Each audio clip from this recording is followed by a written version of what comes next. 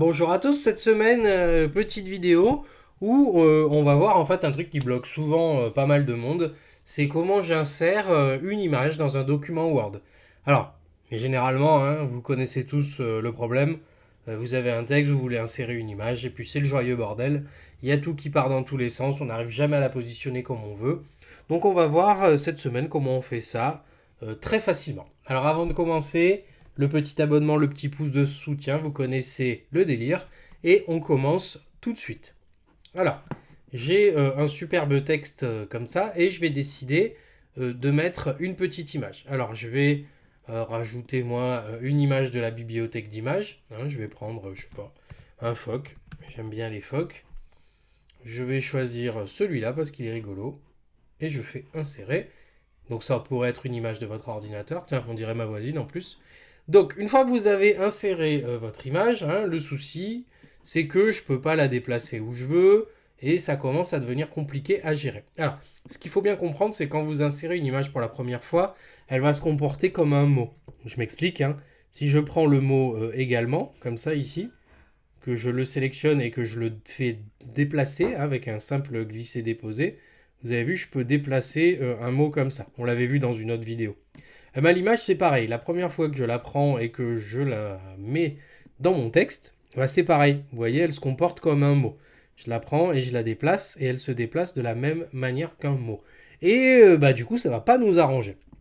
Et pour régler le souci, on a un truc très très simple. C'est le petit arc de cercle ici qu'on a là, qui s'appelle l'habillage, et qui va nous permettre en fait de changer ce mode de comportement en fait entre le texte et l'image.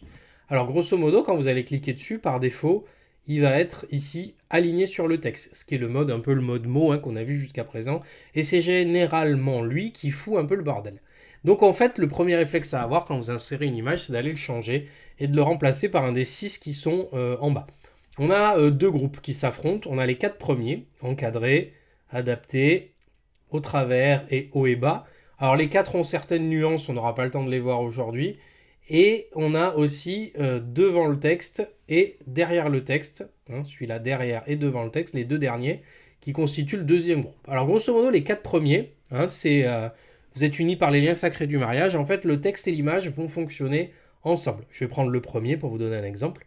À partir du moment où je vais faire ça, vous allez voir que quand je vais bouger mon image, hein, le texte va se déplacer en même temps que l'image. Je peux l'agrandir, le rétrécir.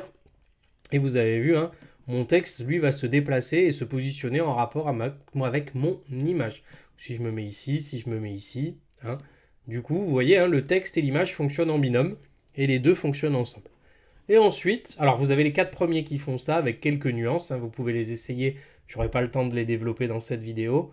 Et on a ensuite derrière ou devant le texte. Et là, c'est le divorce. Hein. Moi, je prends le chien, toi, tu prends la maison. Et là, en fait, les images et le texte vont se dissocier pour former deux entités distinctes. Je m'explique. Je vais prendre par exemple devant le texte comme ça. Et là, du coup, c'est fini. L'image et le texte n'ont plus aucun impact l'un envers l'autre. Que je modifie le texte ou que je bouge mon image ou que je l'agrandisse, pardon. Du coup, hein, j'aurai plus aucun impact l'un sur l'autre. Du coup, ça me permet de faire des trucs comme ça, de prendre mon image hein, et de la mettre dans la marge pour faire par exemple un logo ici. Et là, vous êtes complètement libre du déplacement de votre image. Et ben voilà, vous avez vu, c'était super facile.